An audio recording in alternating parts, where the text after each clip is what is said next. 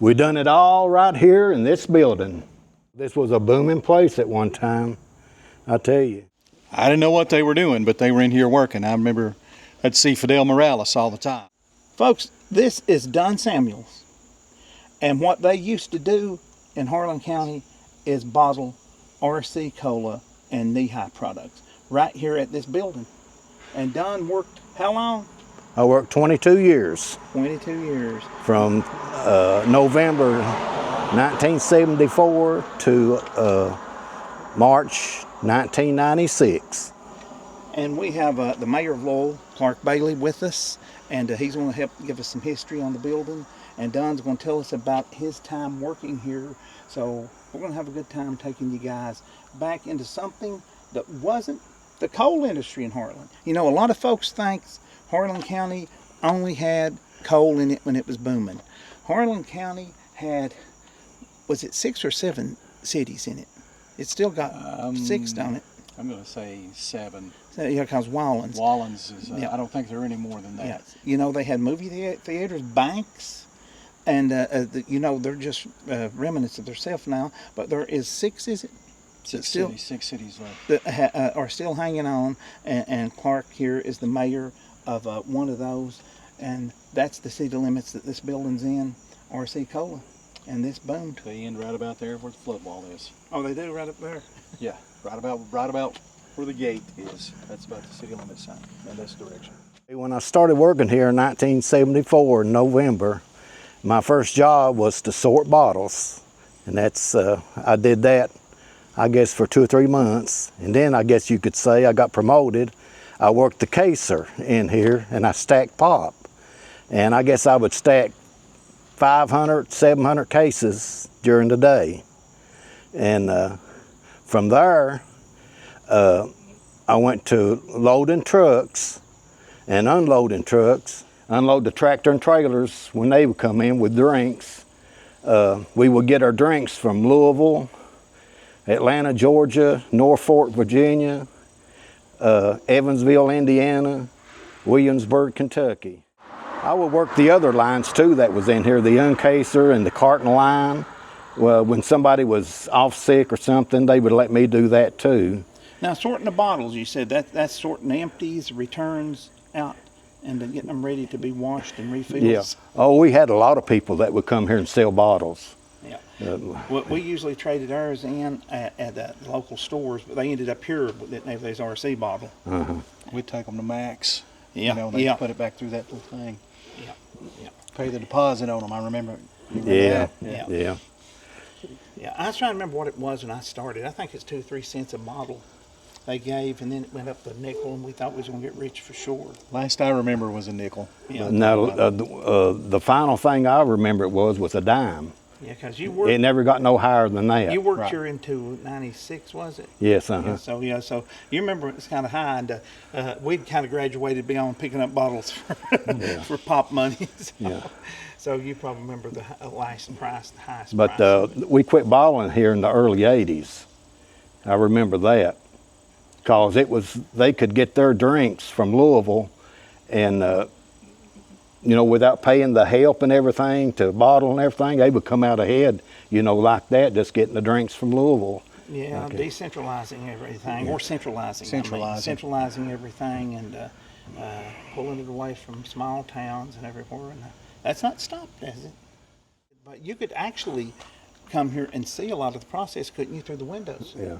Right in front there, if there was working that day. Well, I used to catch the school bus here late 80s, early 90s, and I can remember people, I didn't know what they were doing, but they were in here working. I remember I'd see Fidel Morales all the time. Yeah. And and it's kind of sad to see the shape this building's in. The bottles would come through a washer here, and you would have a lady here that would check on coming out, and then you had another lady over here that the bottles would be full, and she would check them to make sure there wasn't no straws or something like that in them.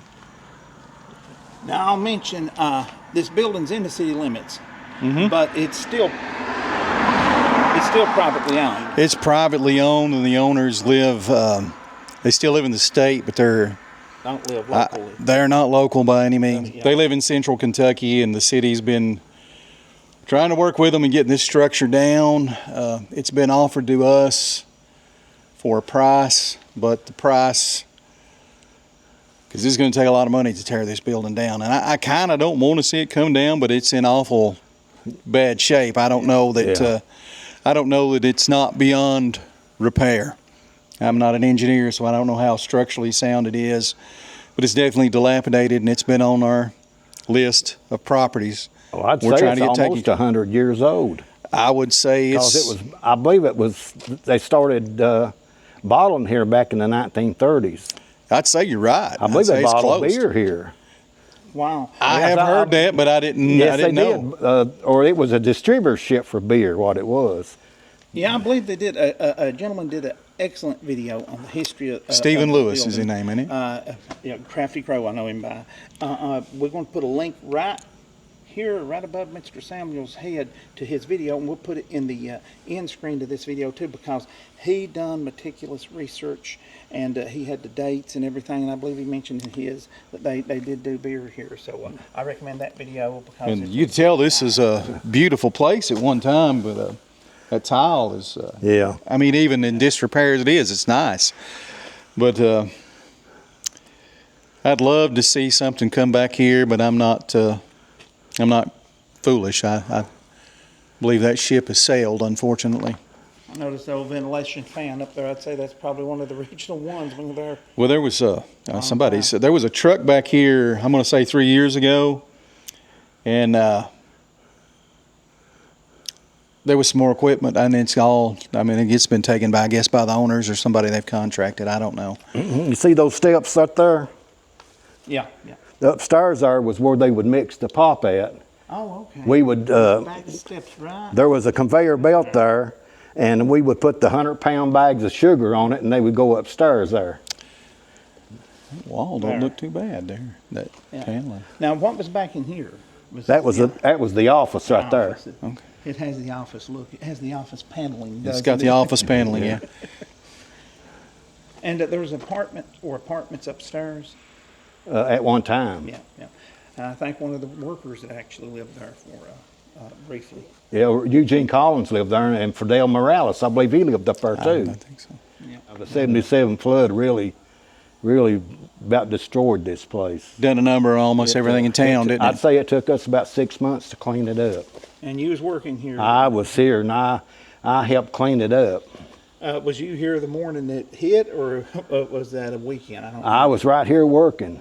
Wow. And I just happened to, I left, it was about 10 or 11 o'clock, and I just barely made it up the road up here. The water was getting over the road up there. This way. Yes. When did you guys realize that it was time to head for high ground? Well, people was telling us that we better get out of here. And it about destroyed this place. It took us 6 months to clean it up. And I remember one thing, the health department come down here, and we had, I guess, $500,000 worth of drinks that was condemned. We couldn't sell them or anything. And so what we did, the NRs and cans, we just brought them out and stacked them in front of the garages here for the city to haul off or whatever. Now, NR is non-returnable. Yeah. Yeah, okay, go ahead. And I guess there was 20 or 30 pallets of them. And I remember the next day when we come in, I guess people come in during the night and had got about 3 or 4 pallets of the drinks.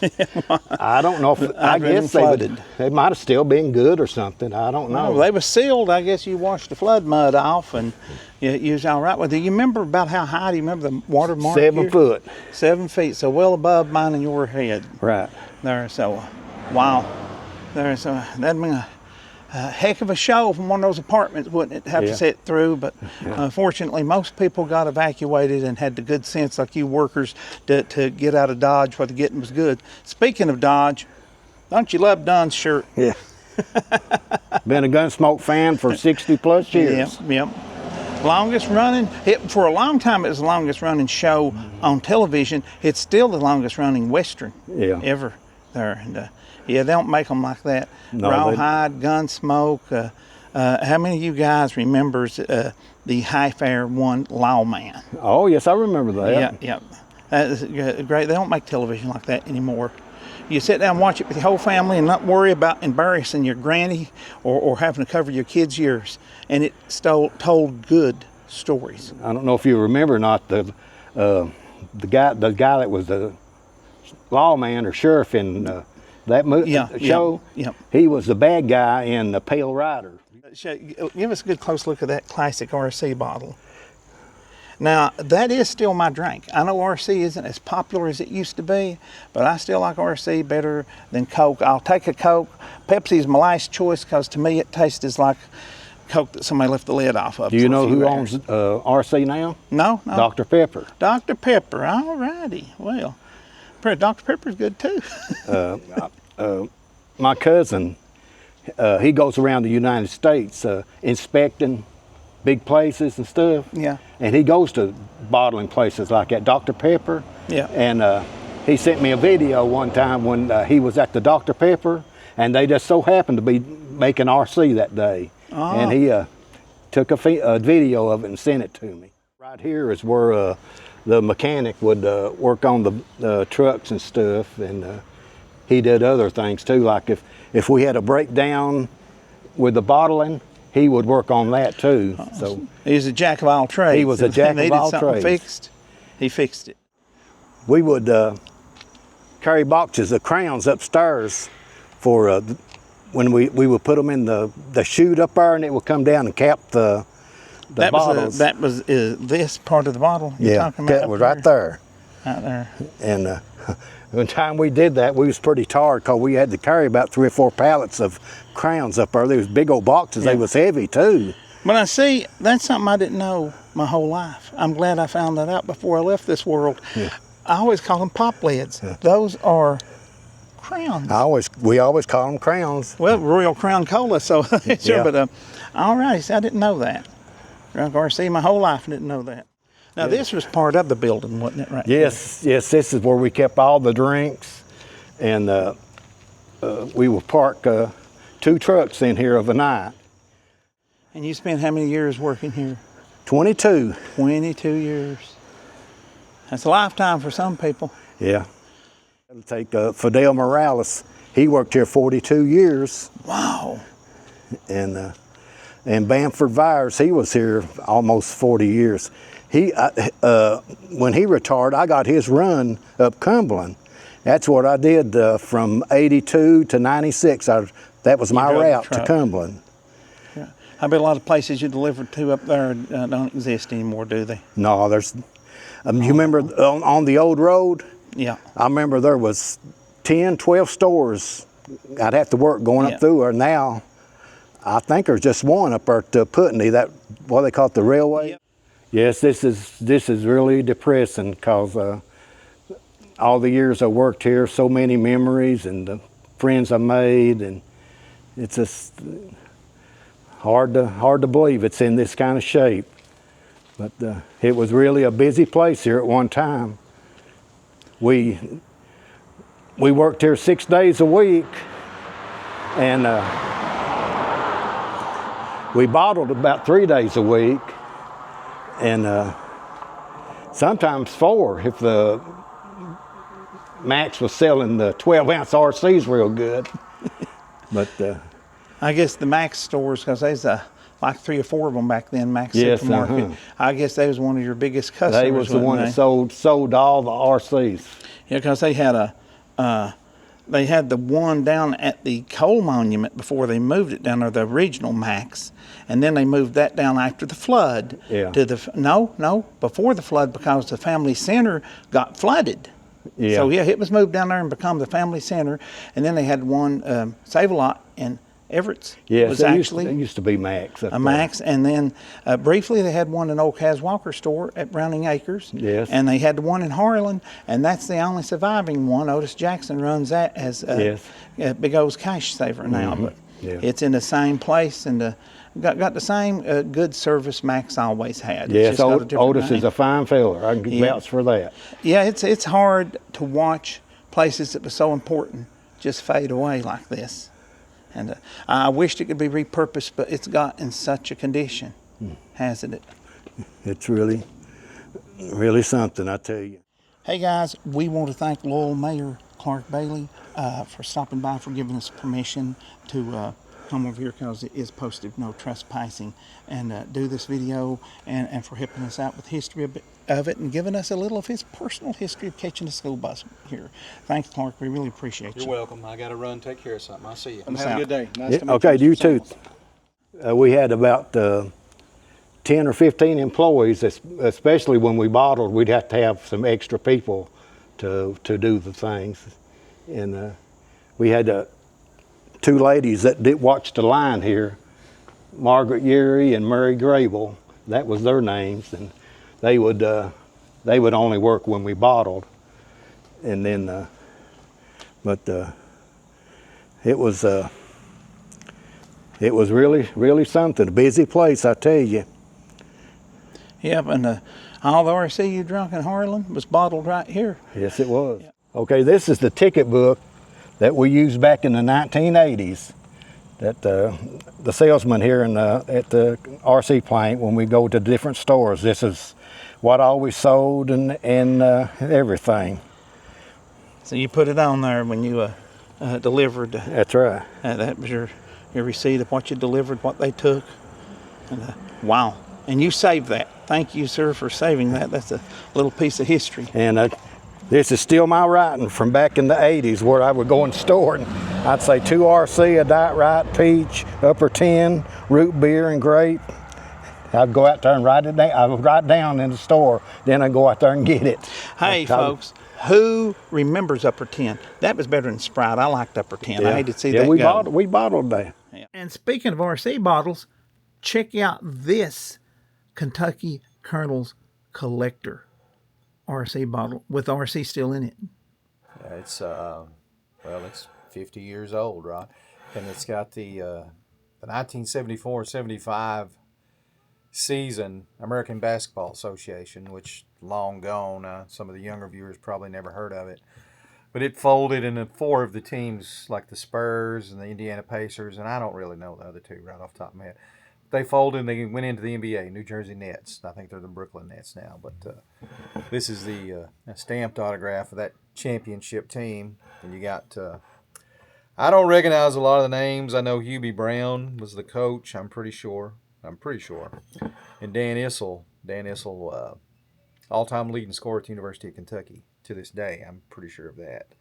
But it's a pretty neat little bottle. If you stop by the old RC plant on a quiet day, you can still hear the echoes of the folks working in there and the machinery running. Folks, we want to thank our friend Don for taking the time out of his day to visit the place he spent 22 years working with some good friends he made here. The old knee-high bottling plant, the RC Cola place in Louisville, Kentucky. We've really enjoyed visiting with it, Don. Thank you for sharing your memories. You're more than welcome. We sure appreciate you. Hey, Don, my wife is busy today, but we still got to say bye at the end of this video. So what do we say at the end of these videos? You've watched them, Don. You know what we say. Bye. Bye. God bless you, folks. Clarence Epperson, Raymond Fidel Morales, me, Don Samuels, Raymond Reed, David Cavins, Clarence Reed, Larry Reed. All the years I worked here, so many memories and the friends I made, and it was really a busy place here at one time. We worked here 6 days a week.